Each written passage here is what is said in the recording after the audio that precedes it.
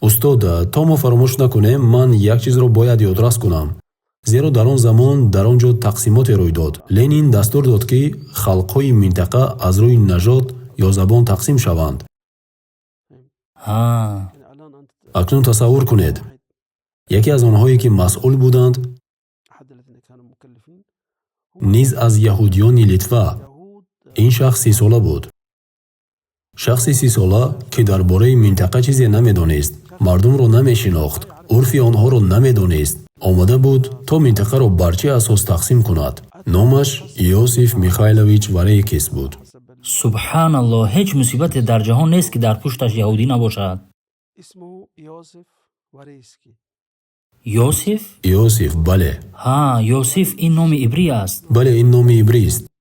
ва шахси дуввум Исаак Абрамович Зеленский ном дошт. Зеленский, ин президент ҳоло шояд аз хешовандони ӯ бошад, ё намедонам, бешак решаҳои яҳудӣ дорад. аммо ҳамчунин ин ду нафар омаданд то минтақаро ба чандин давлатчаҳо тақсим кунанд.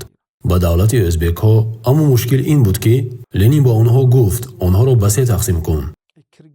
қирғизҳо, өзбекҳо, туркманҳо.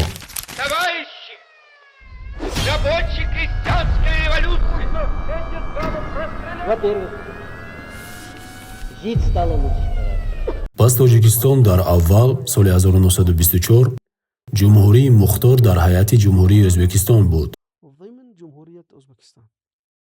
воқеан тақсимотро бар ҳамин асос анҷом доданд? бале, тақсимотро анҷом доданд.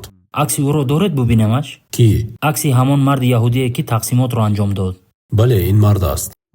дар компютератон? бале, ин мард аст.